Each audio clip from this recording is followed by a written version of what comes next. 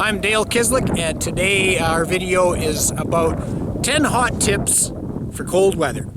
And as a bonus, if you've seen my video on the family super shelter, well, we're going to walk out to that shelter today on this very cold, very blustery, blizzardy type of a day here in Canada.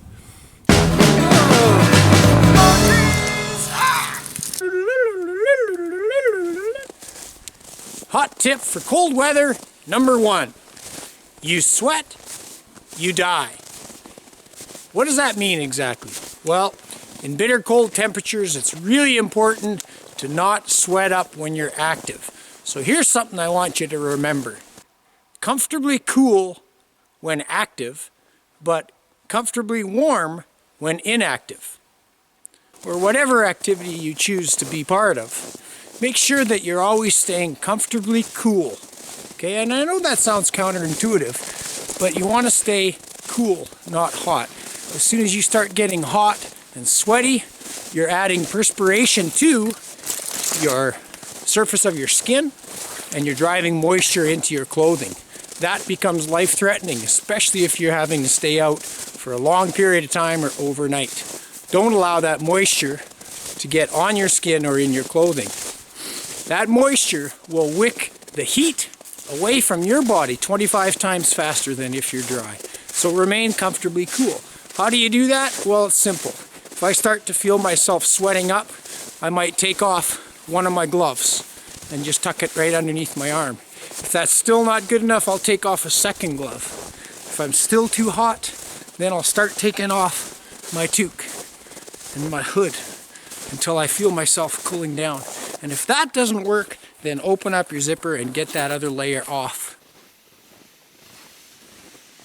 Oh, I'm going to take a break. So now what I need to do is I need to stay comfortably warm when inactive.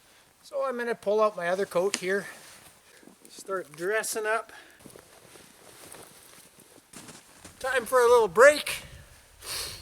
And staying comfortably warm when inactive.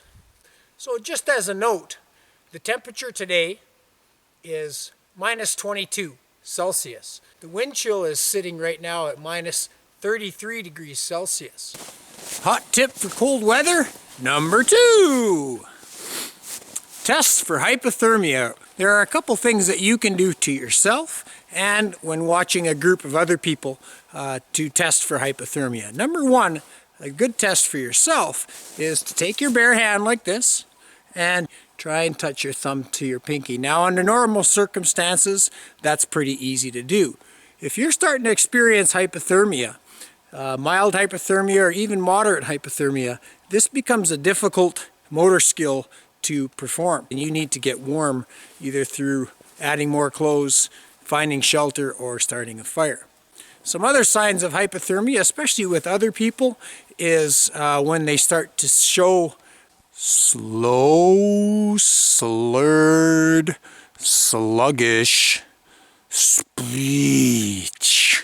Another thing to watch for in your group is that you might notice that people are becoming a little bit confused and a little bit disorientated.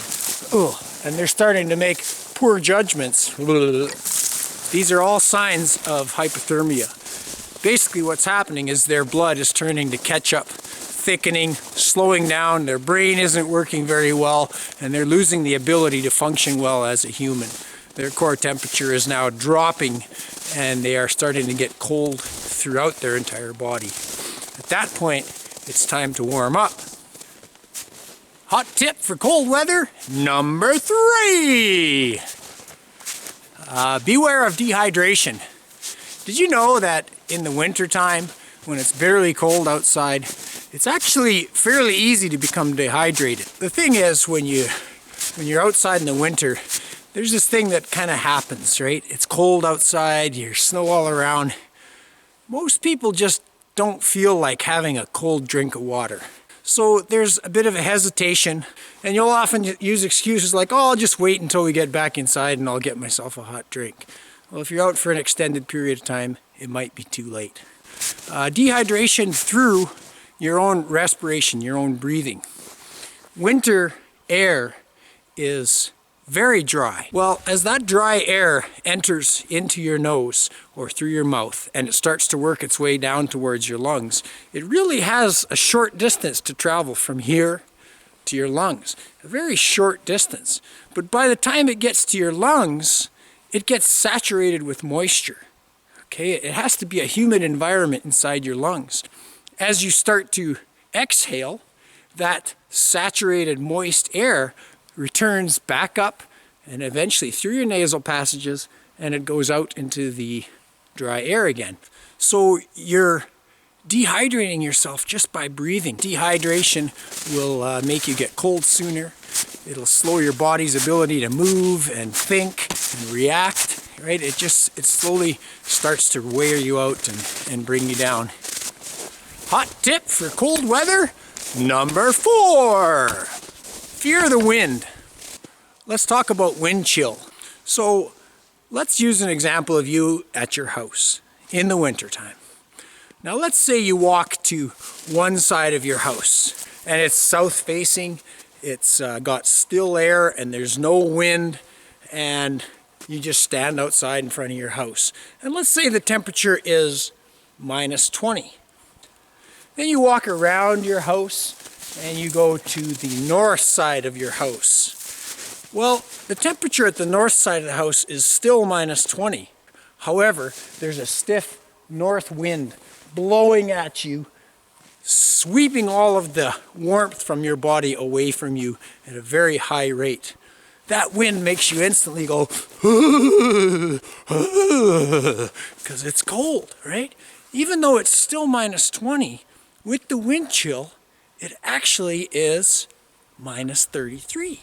Okay, and that wind just cuts right through you and freezes your skin within minutes, or even just a few moments. You can freeze your skin. Hot tip for cold weather, number 5. Oh, why is my nose always running in the winter? One of the things that you notice when you get outside in cold weather is it seems like your nose starts running almost instantly. And usually after a while you wipe here, you wipe there, and then that gets kind of iced up and you get this big long kind of sick looking slug track of frozen snot or frozen nose juice, whatever it may be. So you go to your sleeve and then eventually you start going into your toque and your collar over there and you wipe your nose, and you just, it's endless. So what's going on there? The temperature in my lungs is at 37 degrees Celsius. By the time it gets out to my nose, the temperature out here is -20 degrees Celsius. That's a difference of 50 degrees Celsius from my lungs to the end of my nose. In that short of a distance and cooling that much, what happens is the moisture it condenses. It's pulled from the air and it forms water droplets inside your nose. And it causes your nose to drip and run. There's no way around it. You might as well look for gloves that have a nice big soft pad like this and go ahead and booger them up. Happy nose wiping. Hot tip for cold weather, number 6.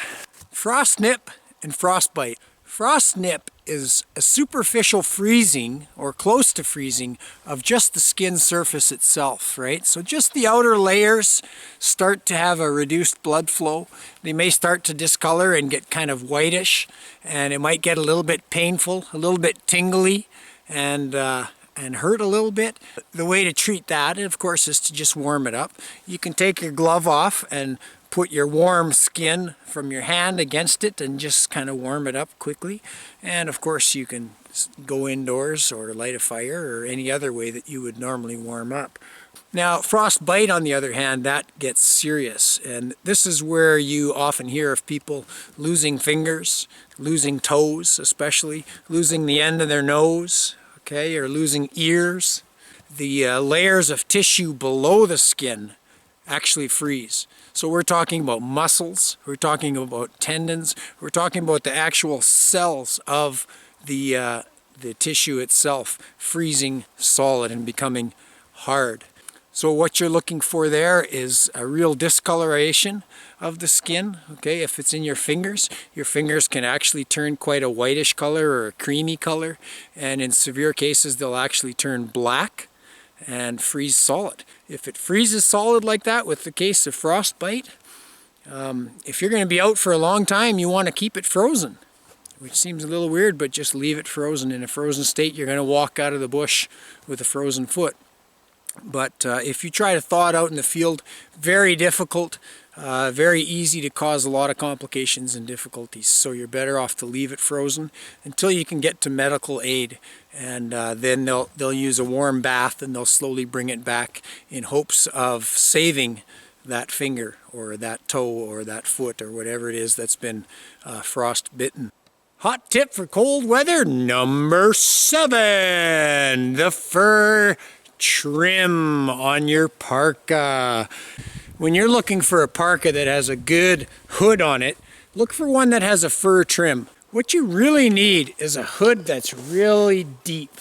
Okay, one that extends well past your face. With that nice deep hood, I can pull it and I can actually twist my head in there sideways a little bit, and I've created a really nice barricade to block that wind, and yet I can still see forward when I'm walking along. In really deep cold, you can form a cylinder around your face. Now what that does is it allows cold air to pass in front, and right inside here I've created a small mini climate that's much warmer than the air out here due to my breathing and the radiant heat coming off of my head and my skin.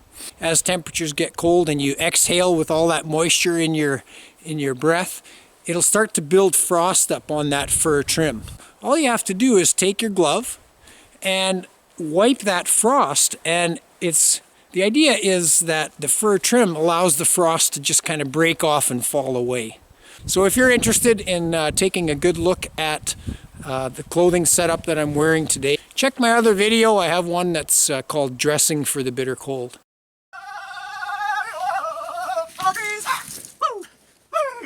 Hot tip for cold weather number 8. Always bring matches or some other reliable way to start fire. There's 3 ways to keep warm. Number 1 is to have enough clothing for the coldest expected temperature.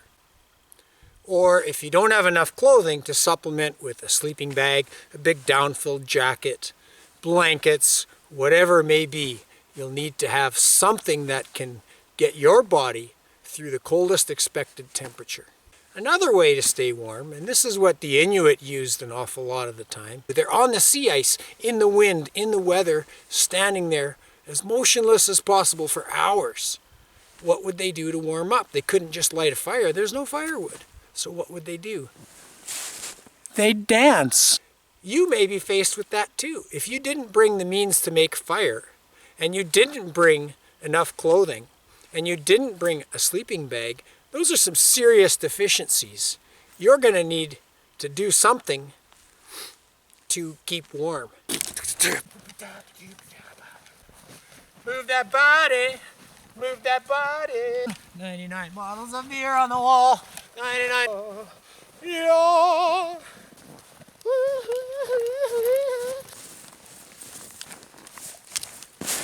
That's right, dance. Well, you can sing too. Don't worry, nobody's going to see you. Probably not going to hear you either. So if you haven't brought the gear to stay warm, and you find that you have to dance or exercise to stay warm, well, eventually you're going to reach a point where you're exhausted. Eventually you're going to need sleep if you're out there for days. So then what do? Well, you freeze or you light a fire. Do you get my point? Bring matches or a reliable way to start fire. All right, well, we made it to the family super shelter.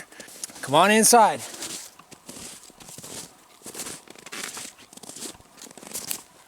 Yeah, awesome, hey? Look at that, hey? It's all frozen up.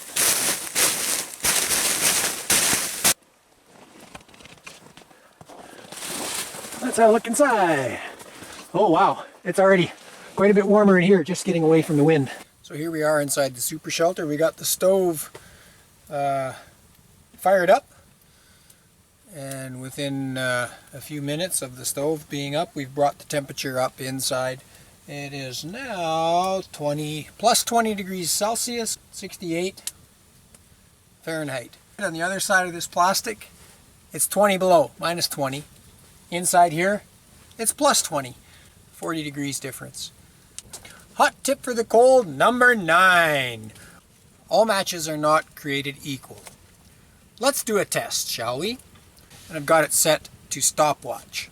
We're going to light up various matches and see how long they burn before they burn to your finger and you have to throw the match down. Book of paper matches. Here we go. Start. So I'm at the end of the match. We got a paper match. It's got a little tiny small flame. And we're at halfway down. We're at 12 seconds now. I'm going to move back. Look at that itty bitty tiny flame. Whoa, now I have to tilt it up. Ow, ow, ow, ow, ow. Woo! Okay, 20 seconds for the paper match. Woo! Junk. These are wind and waterproof matches. The problem with these matches is if it has one solid color on it like that, it's a safety match. But because it only has one color, as opposed to Strike Anywhere matches, which have two colors, see the difference? The white is what creates the spark. The red is what flares up. They took the white part off of this match and they put it on the side of the box. So unfortunately, when you have a safety match, or in this case a wind and waterproof match that is all one color, you have to marry it to the box it came with, because you will find great difficulty in starting this match on anything except for this particular box. So if the box gets wet, if the box gets overstruck so that there's barely anything left there, you might as well throw your matches away. That's why I always go with Strike Anywhere matches. Go. Wow, look at that pretty burn. Sparkly. Ooh, it's already halfway down the match and almost at my fingers. And now there's a little itty bitty tiny one there. And I'm at, ow, ow, ow. Oh, we got 12 seconds. I don't know about you, but wind and waterproof match, not what I'm looking for. I want something longer than a 12-second burn. Even the paper match went further than that. Goodbye. Redbird, small size box of matches, the economy size. Start. Okay, so not a bad sized flame for a single match. And there we go. It lit pretty easily. Again, Strike Anywhere. But now it's already halfway down the match. Oh, I'm going to have to start tilting it up a little bit. We're at 15 seconds. We're at, okay, 18 seconds. Wow, Strike Anywhere matches, good. But economy size, no, thank you. Let's not put those in our survival kit. Full-size kitchen match by Redbird. This is the one that I use most of the time in all of my match safes. Just like that right there, and that's what I put my matches in.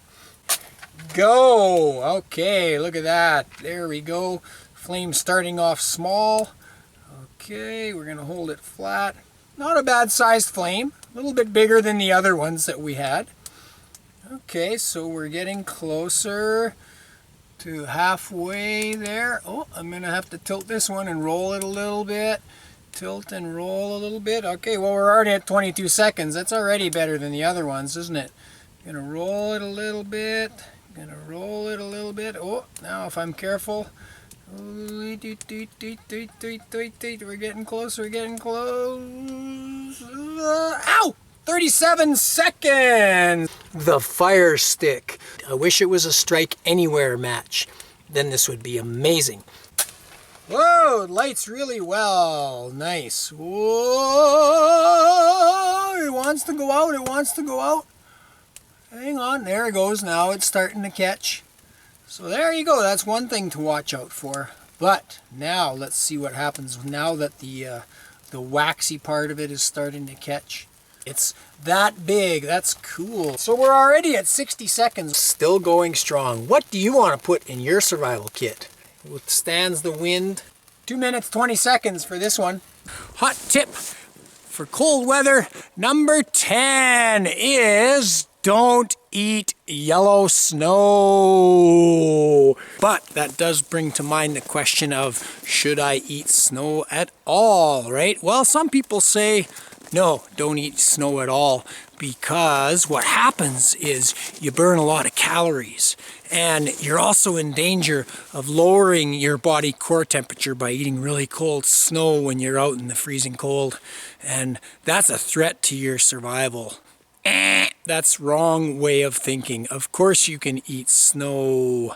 All right, what's the alternative of not eating snow? Well, the alternative is dehydration. Dehydration is a far greater problem than any use of calories that it takes to melt snow inside your mouth. Case in point, in 1993, a guy named David Scott was lost in the Himalaya mountains. No way to make fire. All he had was some clothes and a sleeping bag with him. He spent 43 days laying there waiting to be rescued. So he stayed hydrated for 43 days. He never ate anything. He never had a single fire. Now his body slowly began to consume the proteins, and he lost a lot of weight and became very frail and thin by the end of his ordeal. But the point is, he lived by keeping hydrated through eating ice balls. And after 43 days, rescuers came. They pulled him out. He spent a few weeks recovering in the hospital, but otherwise was fine. Should you eat snow? Yes. Should you eat yellow snow? No. So this brings us to the end of our video on hot tips for cold weather. Just want to thank you all again for subscribing to my channel, for watching, for sticking in there and showing all your support with your great comments. Keep on watching, keep on looking for those videos. I got lots and more to come. A lot of exciting stuff on the way.